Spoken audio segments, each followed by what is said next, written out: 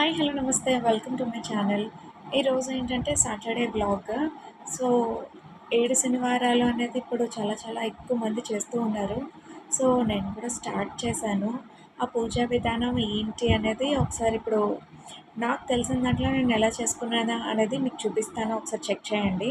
ఏమైనా మిస్టేక్స్ ఉంటే కూడా గైడ్ చేయండి. నాకు కామెంట్ రూపంలో తెలియజేయండి.